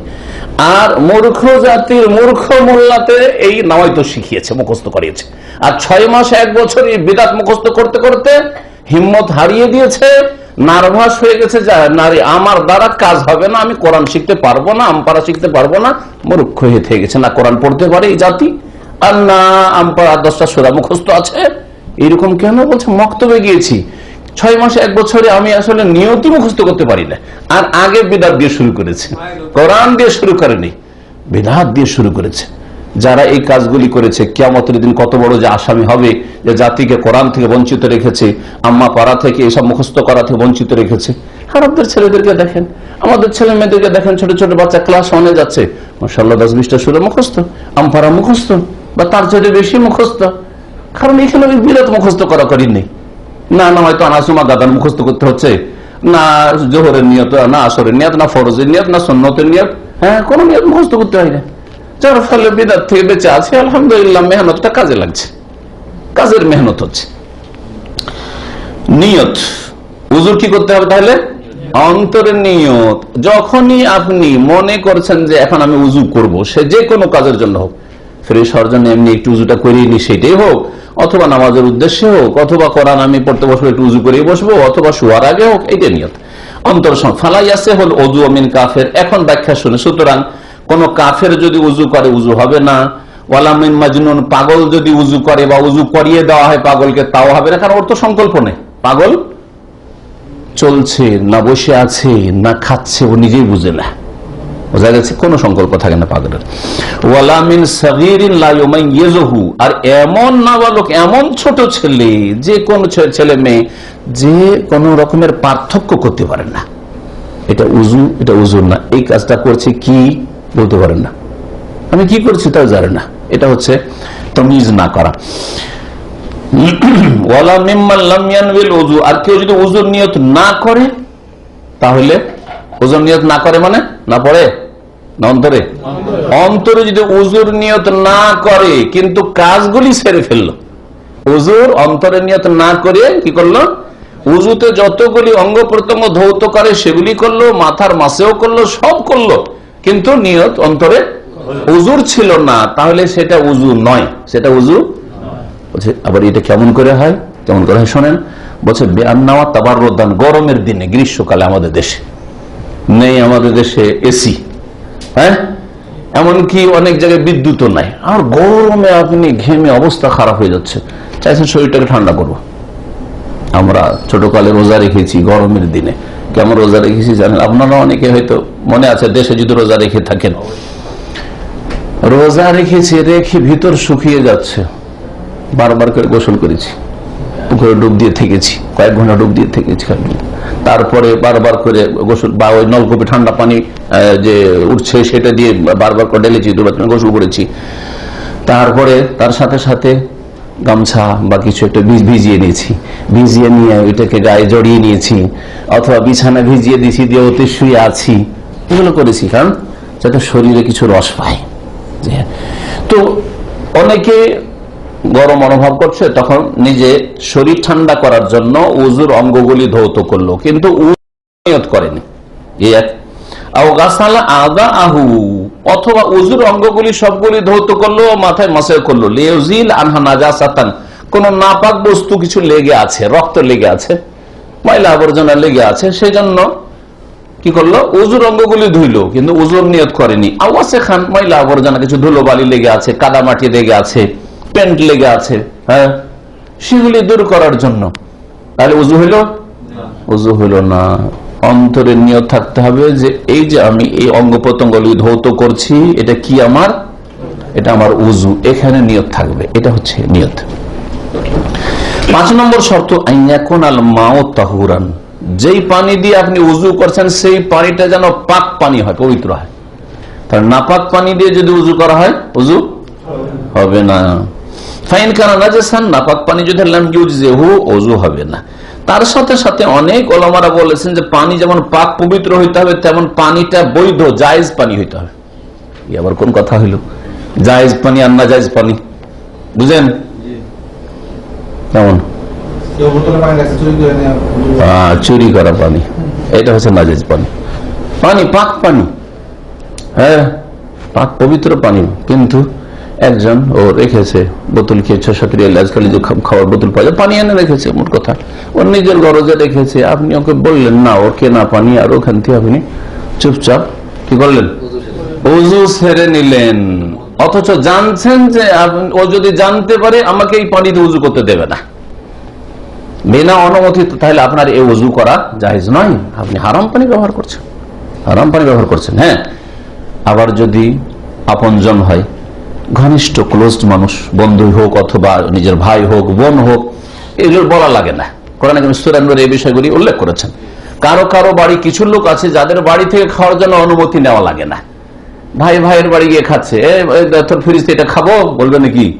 বোনের বাড়ি গিয়ে খাচ্ছে, এটা খাবো কি জিজ্ঞেস করবেন নাকি? না, লাগে না। ছেলে মায়ের বাড়ি গিয়ে গেছে, আলাদা বাড়িতে থাকে, মায়ের বাড়ি গেছে, অনুমতি নেবে? মা এটা খাবো খাবো না, ঠিক আছে বললে ভালো, কিন্তু হারাম হবে না যদি খেয়ে নাই তাহলে খাওয়ার জিনিস। হ্যাঁ, বাপ মা ছেলের বাড়ি থেকে খাচ্ছে, অনুমতি নিতে হবে না। তো কথা হচ্ছে যে যদি এইরকম থাকে যে একই রুমে থাকেন এবং এত ঘনিষ্ঠ যে তার সে আমার জিনিসগুলো ব্যবহার করে, আমি তার ব্যবহার করি, তো সেটা যেন একটা আম এজেন্ট আছে, সাধারণ অনুমতি আপনি প্রাপ্ত, সেটা আলাদা কথা। এক কথায় নাজায়েজ পানি দিয়ে কি হবে না, আর নাপাক পানি দিয়ে উযু হবে না। 6 নম্বর শর্ত, ইজালাতু মা ইয়ামনা উসুল আল মা'i ইলা আল জিলদ মিন তিনিন আও আজিনিন আও শামইন আও ওয়াসাখিন মুতারাকিমিন ইলা আখিরি। বলছেন যে উযুর অঙ্গগুলিতে পানি পৌঁছিতে কোনো কিছু যদি বাধা সৃষ্টি করে, এমন কিছু লেগে থাকে, সেটা দূর করতে হবে আগে। উযু করে নিলেন কিন্তু উযুর পানি ভিতরে পৌঁছিতে দিচ্ছে না, তাহলে উযু হবে না। যেমন আমাদের দেশের অনেক মূর্খ মহিলারা অথবা বেদিন মহিলারা নখে গাঢ় নখ পালিশ, নেল পালিশ, যেটা নখ পালিশ লাগিয়ে রাখে, এটা গাঢ় জিনিস, এটা পাতলা নয়। এমনি রং যদি হয় সমস্যা নাই, কিন্তু নখ পালিশ, তার পালিশে আছে, হ্যাঁ পালিশ যদি থাকে তাহলে এই অবস্থায় উযু হবে না। এইরকম যদি পেন্ট গাঢ়, এই যে বিল্ডিং এর যে পেন্ট রং, এই রং গাঢ় লেগে আছে, তাহলে ওর উপর দিয়ে শুধু পানি বইয়ে দেন, তাহলে হবে না। আপনাকে যথাসাধ্য কি করতে হবে, সেটা দূর করার চেষ্টা করতে হবে, উঠিয়ে ফেলার চেষ্টা করতে হবে। বলছেন যে দূর করতে হবে এমন সবকিছু যা চামড়া পর্যন্ত পানি পৌঁছিতে বাধা সৃষ্টি করে, সেটা কাদা হোক, কাদা লেগে আছে, এঁটেল মাটির কাদা অনেক এমন লেগে যায়, হ্যাঁ সহজে ছুটতে চায় না, কাদার উপর দিয়ে পানি বহিয়ে হবে, হবে না। আর আজিনিন আটা, ময়দার আটা, হ্যাঁ গমের আটা, মহিলাদের অনেক সময় লেগে থাকে আর ছুটতে চায় না, কলের আটা, সামাইন অথবা এইরকমই ধরেন বাতির যে আছে না মোমবাতি গুলো লেগে আছে, অথবা এমন ময়লা আবর্জনা যে একবারে থাকে আছে, ময়লার উপর ময়লা জমে আছে, ময়লা জমে আছে, অথবা গাঢ় পেন্ট, এক কথাই যেটা চামড়া আর পানির মাঝখানে বাধা সৃষ্টি করে, আর সৃষ্টি করে, যাতে করে পানিটা সরাসরি চামড়ার ওপর দিয়ে প্রবাহিত হয়, এটা শর্ত, চামড়ার উপরে প্রবাহিত হইতে হবে, মিন গায়রি হাইলিন, কোন আর না থাকে, লিআন্নাল্লাহ আযজা ওয়া জাল্লা, কারণ মহান আল্লাহ যেটা ফরজ করে সেটা হচ্ছে অঙ্গগুলি ধৌত করা, ওর ওপর দিয়ে ধুইবেন চলবে না। হ্যাঁ, কারো যদি প্লাস্টিক লাগানো থাকে, এখানে প্লাস্টিক লাগানো আছে, হ্যাঁ বেল্ট, এমন বেল্ট মজবুত ভিতরে পানি ঢুকছে না, বেল্টের ওপর দিয়ে ধুইল হবে? তাহলে ঘড়ি, অনেকে ঘড়ি লাগিয়ে উজু করে, দেখেছেন না, অনেকে করে, হ্যাঁ আংটি, তাহলে কি করতে হবে, একটু নড়াচড়া করে নিতে হবে যাতে করে আপনি কনফার্ম হয়ে যাবে পানি ঢুকে গেছে ভিতরে। পুরোপুরি ভাবে অঙ্গগুলি ধৌত করা আল্লাহ ফরজ করেছেন। ওয়ালা ইয়াতাহাক্কাকু মা ওজুদে মানে, যদি কোনো বাধা থাকে চামড়ায় পানি পৌঁছে দিয়ে, তাহলে সেটার বাস্তবায়ন হলো না, আপনি ধৌত করলেন না। আল্লাহ বলছেন মুখমণ্ডল ধৌত করবো, সেখানে বাধা প্রাপ্ত। আল্লাহ বলছেন হাতগুলি ধৌত করবো, সেখানে বাধা পেয়ে গেল, হাতে সরাসরি পানি পৌঁছিল না চামড়াতে, পা ওই রকমই। এই ছিল 6টি শর্ত, এগুলোতে কোনো দ্বিমত নেই এবং সব ওযুর জন্য এবং সকল ওযুকারীর জন্য, তাই না শর্ত এগুলি। 7 নম্বর শর্ত শুনুন, ইস্তিসহাবু হুকমের নিয়াতে। কেউ কেউ বলেছেন যে এই যে নিয়ত যেটা করছেন, এই নিয়তটা আপনাকে কন্টিনিউ করে যেতে হবে যতক্ষণ পর্যন্ত ইবাদতটা শেষ না হয়েছে, আপনার নিয়তটাকে কন্টিনিউ রাখতে হবে, চালু রাখতে হবে, নিয়তে যেন বিরতি না দেন বা নিয়তকে বিচ্ছিন্ন না করেন। কেমন, উজু শুরু করার সময় নিয়ত করলেন যে আমি এটা উজুই করছি, ঠিক আছে, আর তারপর অর্ধেক উজু করা হয়েছে, তারপরে একটা এমার্জেন্সি আপনার কোনো কল চলে এসছে, কল আসার পরে ভাবলেন থাক, কলটা যখন চলে এলো তো উজুটা বাদ দিই মানে কি, নিয়তকে আপনি কি করলেন, স্টপ, ক্যান্সেল করে দিলেন, নিয়ত সেখান থেকে আপনার শেষ, আর উজুর নিয়ত নেই। তারপরে আপনি কলটা ভাবছিলেন যে অনেকক্ষণ লাগবে, হয়তো তাড়াতাড়ি সারা হয়ে গেছে, ভাবছেন যে তাহলে কিছুটা তো ধোয়াই আছে আর এখনো শুকিয়ে যায়নি, তো মামালাত যেটা আরেকটা ফরজ সেটাও ঠিক আছে, তো আমি এখন বাকিটা ধুয়ে নিয়ে উজুটা করে নি, হবে? এই নিয়তকে আপনি কি করে দিয়েছেন, ক্যান্সেল করে দিয়েছেন বা স্টপ করে দিয়েছেন। ইস্তিসহাব সঙ্গে রাখতে হবে, নিয়তটাকে ইস্তিসহাব সঙ্গে রাখা। 8 নম্বর হচ্ছে শর্ত যে ওযু ভঙ্গকারী যেসব কারণ রয়েছে সেই কারণগুলি বন্ধ হইতে হবে ওযুর অবস্থায়। কথাটি গুরুত্বপূর্ণ কথা, বুঝলে তো গুরুত্বপূর্ণ, না বুঝলে তো বুঝলেন না, তাই না? ওযু ভঙ্গের যে কারণগুলি আছে সেগুলি ওযু চলা অবস্থায় বন্ধ হইতে হবে। ওযু ভঙ্গের একটি কারণ হচ্ছে পেশাবের রাস্তা দিয়ে কিছু বেরিয়ে যাওয়া, পায়খানার রাস্তা দিয়ে কিছু বেরিয়ে যাওয়া, ঠিক না? উজু করছেন আর মাঝখানে বায়ু সরে গেল, উজু ভঙ্গের কারণে হবে কি? উজু করছেন মাঝামাঝি ওই সময় এক ফোঁটা পেশাব বেরিয়ে গেল, উজু করছেন ওই সময় একটু আগে হয়তো একটু উত্তেজনা শরীরে এসেছিল, যার ফলে মজি বেরিয়ে চলে আসলে সে রস বেরিয়ে চলে এলো, উজু হবে? আর উজু হবে না। তো এটা বলছে ইনকিতাউ মুজিবিল উজু, উজু যেগুলি কাজ বা যেগুলি কারণ ফরজ করে মানে উজু ভঙ্গের কারণ, সেগুলি বন্ধ করতে হবে নাকি। তাহলে যদি উজু করতে করতে আপনার কি হয়ে যায়, পেশাবের এক ফোঁটা চলে আসলো, মজি বেরিয়ে আসলো অথবা বায়ু বেরিয়ে গেল, তো এখন আপনার ওখান থেকে উজু শেষ, আবার নতুন করে শুরু করেন, উজু শুরু করেন। 9 নম্বর, কেউ কেউ বিশেষ করে হাম্বলীরা এই শর্তটি লাগিয়েছেন, কিন্তু অন্যদের কাছে এই শর্ত নাই। কেউ সেটা হচ্ছে যে উজুর আগে ইস্তিনজা করে নেবেন অথবা ঢেলা কুলু ব্যবহার করে নেবেন। আরে উজুর আগে যদি পেশাব না লাগে তারপর ঢেলা কুলু, হ্যাঁ পেশাব না লাগে তারপর লজ্জাস্থান ধুইতে হবে, যুক্তিসঙ্গত কথা কি? হ্যাঁ, কার জন্য এটা? যার পেশাবের চাপ আছে, বাথরুমের প্রয়োজন আছে, তার জন্য সেটা। যে উজুর আগে যখন একটু পেশাবের তলব একটু মনে হচ্ছে আছে বা পায়খানার তলব আছে, ওটা সেরে নেন, তারপরে ইস্তেঞ্জা পানি ব্যবহার করেন, আর না হলে ঢেলা কুলুক ব্যবহার, তারপরে উজু করেন। কিন্তু আপনার এমন কোন চাপ টাপ নেই, অসুবিধা নেই, তাহলে এই শর্ত যারা লাগিয়েছেন এটি গ্রহণযোগ্য নয়।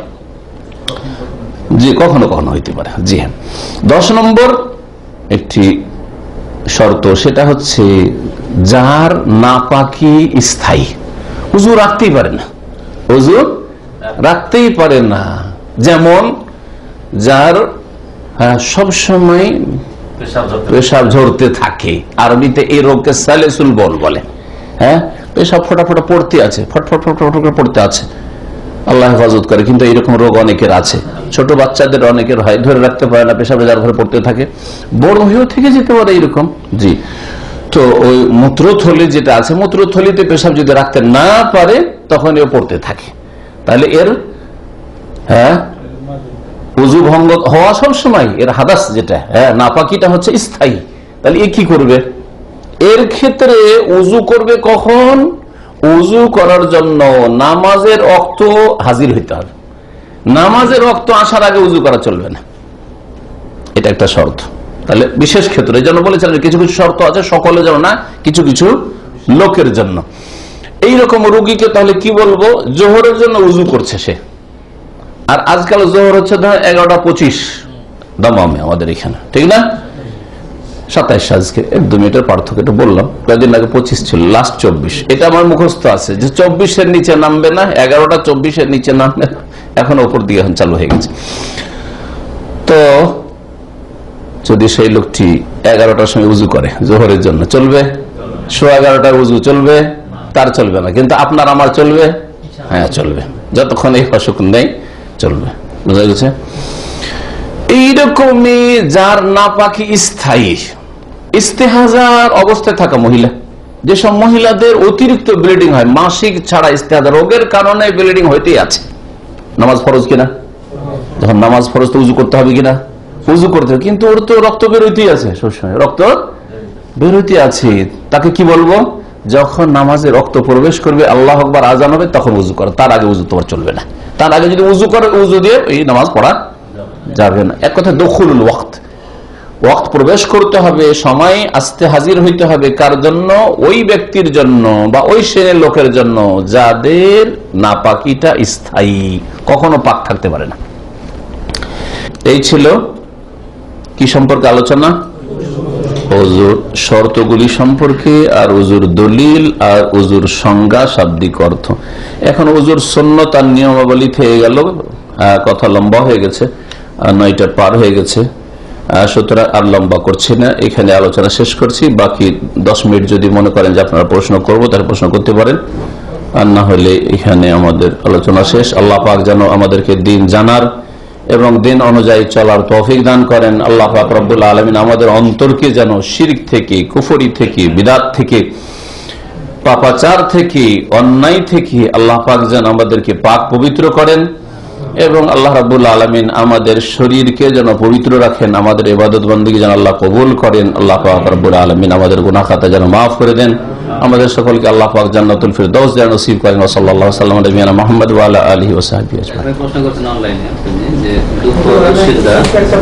দুশ্চিন্তা দূর করার উপায়, বিষয়ের সাথে সম্পর্কিত প্রশ্ন আগে, আর এই বিষয়ে থামেন, এই বলেছে আগে, তারপরে অন্য প্রশ্ন, বিষয় ছাড়া বাইরের প্রশ্ন পরে। দাঁতের ফাঁকে যদি কোনো খাদ্যদ্রব্য আটকে থাকে এবং ওই অবস্থায় যদি ওযু করা হয়, দাঁতের ফাঁকে যদি কোনো খাবার আটকে থাকে, তাহলে যথাসাধ্য সেটা বের করে নেবেন। আল্লাহ বলেছেন ফাত্তাকুল্লাহ মাস্তাতাতুম, যথাসাধ্য আল্লাহকে ভয় করো, যথাসাধ্য আল্লাহকে ভয় করো। আপনার সাধ্যে আছে যে ওই খাদ্যগুলি বের করে নেবেন, বা খাবারের দানা কিছু আছে ওটা বের করে নেবেন। যদি বের করতে না পারেন তাহলে সেখানে অপারক, কোনো অসুবিধা নেই। বোঝা গেছে? এখানে আরেকটি মাসলা জেনে রাখতে হবে যখন এটা জিজ্ঞেস করেন, কারণ কালকে ওটার প্রয়োজন হবে। নবী সাল্লাল্লাহু আলাইহি সাল্লামকে একটা জিজ্ঞাসা করেন, জানতেন যে সাহাবীদের এইটা উপর দরকার হবে, তখন সাথে সাথে বলে দিতেন। তো ওইটার উপর আমল করে আমি ওইটাই চেষ্টা করি। নামাজের অবস্থায় অনেক সময় ওই দাঁতের ফাঁকে কোনো দানা টানা লেগেছিল আর ওটা বেরিয়ে চলে আসলো, সে গোস্তের টুকরো হোক অথবা কোনো ডাল টাল, বিশেষ করে ডালগুলো আটকে যায় ডাল, অথবা ভাতের কিছু অংশ তার প্রায় কি চলে আসলো, জিভায় চলে আসলো। এই অবস্থা যদি হয় তাহলে করবেন কি? যদি গিলে নেন চলবে না। তাহলে খাওয়ার পানাহার হয়ে গেল আপনার কিসের অবস্থায়? নামাজের অবস্থায়, যেটা ভঙ্গকারী, নামাজ ভঙ্গকারী বিষয়। তো গিলে নেবেন না, ওই সময় গিলে নেবেন না। এমন করবেন না যে দাঁতে আপনি জিভা লাগাতে যাচ্ছেন যাতে বেরিয়ে আসে নামাজের অবস্থায়, কারণ শয়তান এটা করাচ্ছে আপনাকে আপনার খুশু নষ্ট করার জন্য, নামাজটা খারাপ করার জন্য। এটা করবেন না। আর এমনি যদি বেরিয়ে আসে, আর সেটা যদি বের করে দিতে পারেন, যেভাবে হোক না কেন বের করে দিবেন, কিন্তু সেটা গিলবেন না। জি হ্যাঁ, আর কোন প্রশ্ন বিষয়ের সাথে? হ্যাঁ, হাইজ না ইস্তেহাজা। একটা হচ্ছে হাইজ মাসিক ঋতু, একটা হচ্ছে হাইজ, একটা হচ্ছে ইস্তেহাজা, একটা হচ্ছে নেফাস। নেফাস মানে হচ্ছে বাচ্চা ছেলে মেয়ে ভূমিষ্ঠ হওয়ার পরে যে রক্ত আসে, সেটা হচ্ছে নেফাস। আর একটা হচ্ছে হাইজ, হচ্ছে মাসিক ঋতু, যেটা জরায়ুর ভিতর থেকে বেরিয়ে আসে। আর সেটা আপনার সাধারণত অধিকাংশ মহিলাদের 6 থেকে 7 দিন হয়, কিন্তু সেটা ব্যতিক্রম হতে পারে। সর্বনিম্ন 1 ঘন্টাও কোনো মহিলার হইতে পারে, এটা ব্যতিক্রম। হ্যাঁ, সেটাই তার হাইজ। মাসে 1 ঘন্টা মাসিক আসে আর আসে না, ওটাই তার হাইজ। বুঝা গেছে? যদি কন্টিনিউ এরকম হয় তো কন্টিনিউ আমল করবে, প্রথম থেকে যদি এরকম অভ্যাস থাকে তার। আর কারো আবার 15 দিন, 17 দিন, 18 দিনও হইতে পারে, সেটাও হাইজ, সেটাও হাইজ। তবে হাইজ কোনটা নয়, এক তাজা রক্ত আসছে আর 15 দিনের বেশি হয়ে যাচ্ছে, 20 দিন 25 দিন হয়ে যাচ্ছে, বা গোটা মাস বন্ধ হচ্ছে না, তখন সেটা কখনো মাসিক নয়। মাসিক গোটা মাস বা মাসের অধিকাংশ সময় থাকতে পারে না, অর্ধেক হচ্ছে 15-র বেশি চলে যাচ্ছে। আর তার যদি লক্ষণ বুঝতে পারেন যে এটা মাসিকের মতো লাগে না, মাসিক রক্তের লক্ষণ 2টি বলেছে রাসূলুল্লাহ সাল্লাল্লাহু আলাইহি ওয়াসাল্লাম। ইন্না দামাল হাইজ দামুন আসওয়াদ। আসবে আলোচনাগুলি, মাসিকের আলোচনা আসবে 1-2 সপ্তাহের মধ্যে ইনশাআল্লাহ। কালো রং, কালো মানে মরা রক্ত যেমন হয় এরকম। 2 নম্বর, হ্যাঁ, ইউরাফো বা ইউরেফো পড়া হয়েছে। তো ইউরেফোর অর্থ হচ্ছে দুর্গন্ধ যুক্ত, সরা গন্ধ, খারাপ গন্ধ। এমনি রক্তে তাজা রক্তে গন্ধ নাই, হতো যেটা রক্তের একটা সামান্য গন্ধ থাকে, কিন্তু খুব খারাপ গন্ধ থাকে। এই 2টো লক্ষণ। তাজা রক্ত একেবারে রং লাল, কালো নয়, আর কোন গন্ধ তেমন ওই রকম পচা সরা গন্ধ নাই, তাহলে জানবেন যে এটা ইস্তেহাজা রোগের। আর সময়ও বেশি হয়ে গেছে, অনেক 15 দিনের পরে হয়ে আসছে, তাহলে তখন সেটা ইস্তেহাজা মনে করতে হবে। আর ইস্তেহাজা ধরে নিয়ে তখন গোসল করে পরিষ্কার পরিচ্ছন্ন প্রত্যেক নামাজের জন্য কি করবে? উযু করে নামাজ পড়তে হবে, উযু করে নামাজ পড়তে হবে। বলেন। আমার প্রশ্ন হলো, যেমন আপনি বলছেন যে ওই হাতের কিছু কোনো রং লাগলে আমি যদি থাইকে যায় বা পানি যদি না লাগে চামড়ার সাথে, তাহলে বুঝতে পারে না। যদি কোনো লোকের হাত ভাঙে যায় বা কোনো কারণ বশত হতে পারে, তাহলে ব্যান্ডেজ করতে হয়। ঠিক, হ্যাঁ হ্যাঁ, প্লাস্টার বা ব্যান্ডেজ। হ্যাঁ, ওই ক্ষেত্রে মাসা করবে, যতটুকু ধুইতে পারবে ধুইবে, আর যে জায়গাটা ঢাকা আছে ওর উপর মাসা করবে, যেমন মাথার মাসা, ওইরকম পটির মাসা। এই আলোচনাগুলিও আসবে 2-3 সপ্তাহ 4 সপ্তাহের মধ্যে। পটির ওপর মাসা বা প্লাস্টার উপর মাসা, এ মাসা করতে হবে জায়গাগুলিতে। যদি ধোয়া রঙের মধ্যে এখানে দেন প্লাস্টার করা আছে অথবা ব্যান্ডেজ করা আছে, আর ব্যান্ডেজ খোলা যাচ্ছে না, তাহলে কি করবেন? হাত বলিয়ে নেবেন, হাত ফিরিয়ে নেবেন। বলুন।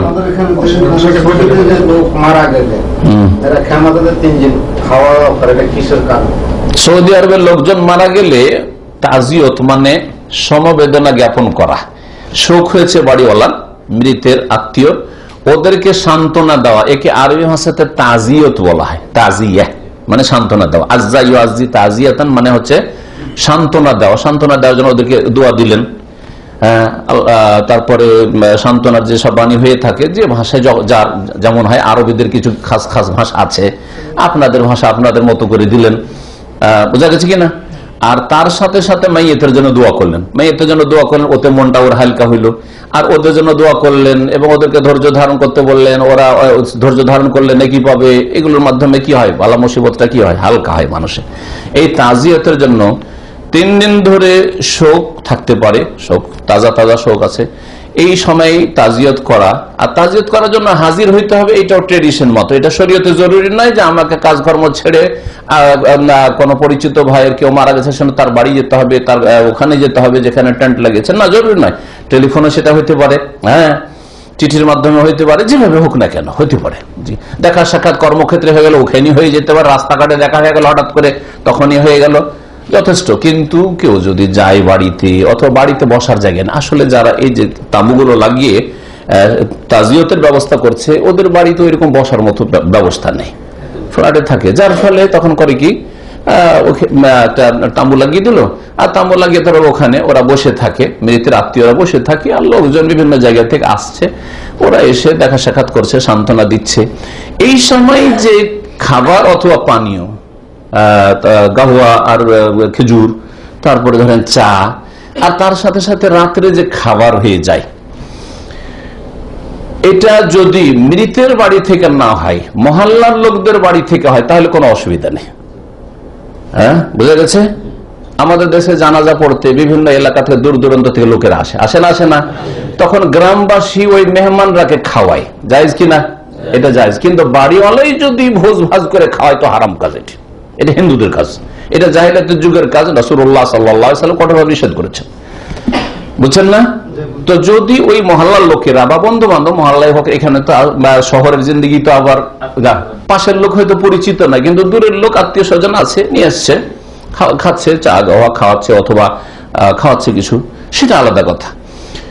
কিন্তু সমস্যাটা কোনখানে, কিছু কিছু লোকরা তাদের অজ্ঞতার কারণে ওরা মনে করছে লোকজন বসে আছে, শেষখান না খাওয়াইলে কেমন লাগবে, ওই মৃতের পকেট থেকে পয়সা যাচ্ছে, কেউ হোটেলে গেল আর খাবার দাবার নিয়ে আসলো, নিয়ে আসার পরে ওখানে খাওয়াচ্ছে।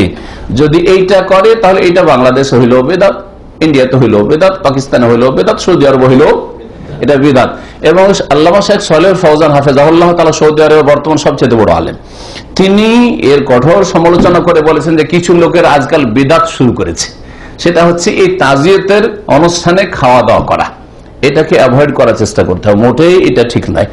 যদিও পাশের লোকেরা খাওয়ায়, এটাতে যথাসাধ্য যারা আসছেন তারা বাঁচার চেষ্টা করবেন, কারণ অনেক সময় চক্ষু লজ্জাতে কি করে এই লোকগুলো 10টা 11টায় বসে আছে আর না খাওয়াইয়ে পাঠিয়ে দেবো, খাওয়ার সময় লজ্জা পাবেন না?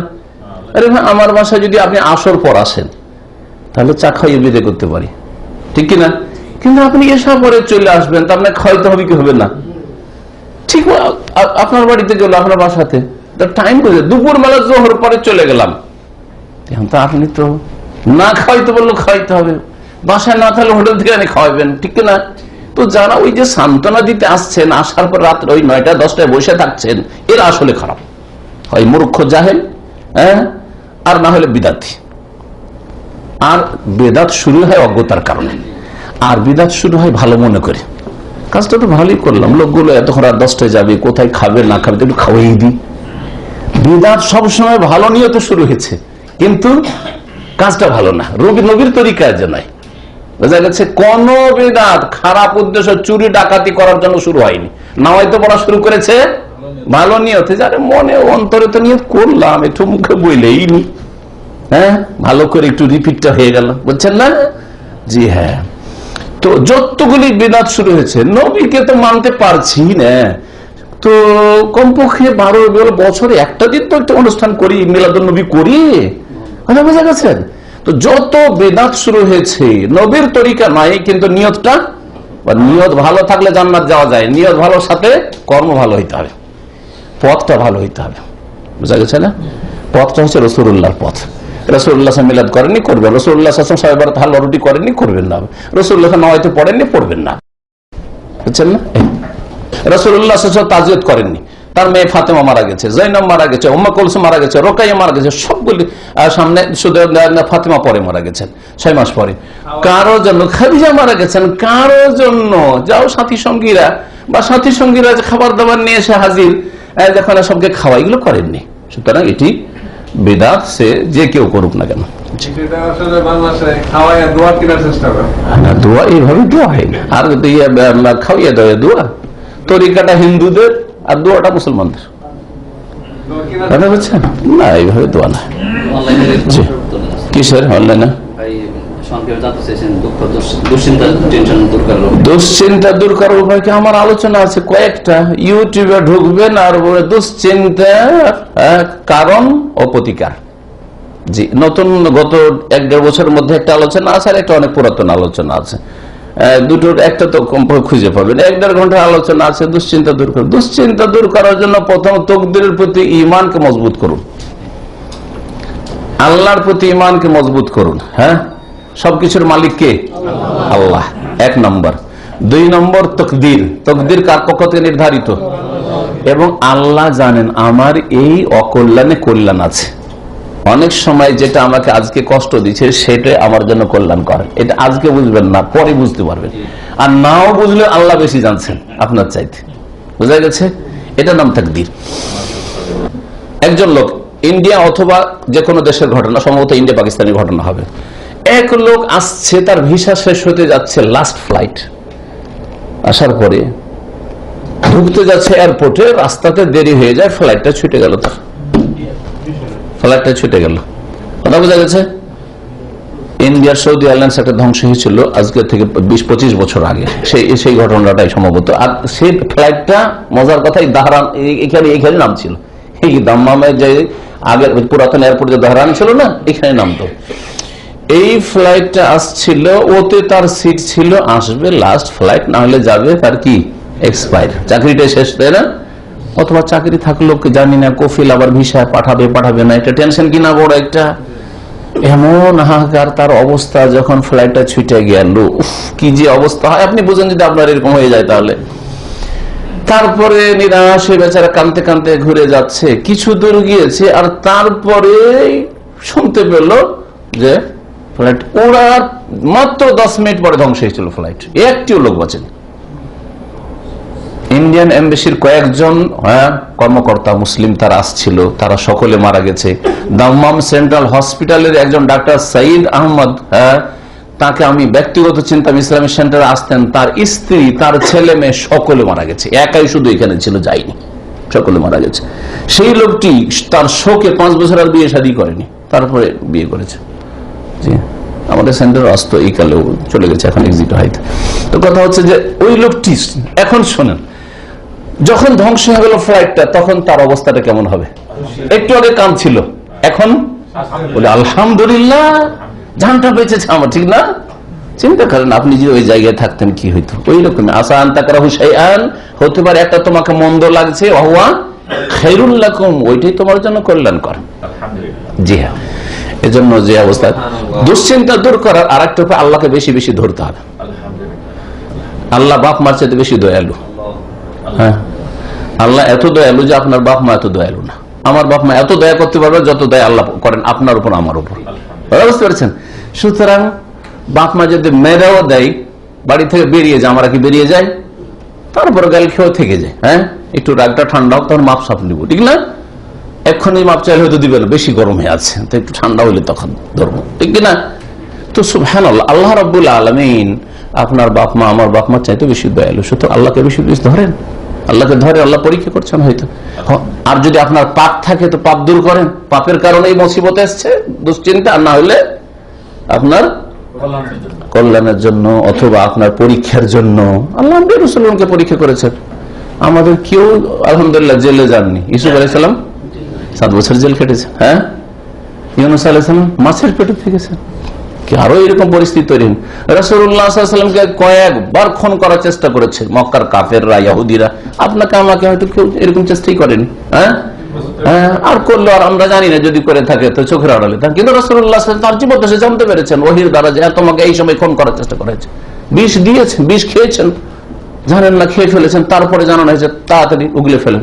জি হ্যাঁ, তো কথা হচ্ছে যে এগুলো বললে অনেক লম্বা হয়ে যাবে। এক কথায় আর একটা জিনিস মনে রাখবেন, আমাদের ওপরে অনেক লোক আছে আর নিচে অনেক লোক আছে। টেনশন দূর করার জন্য কোন দিকে তাকাইতে হবে? সবসময় নিচে তাকাবেন।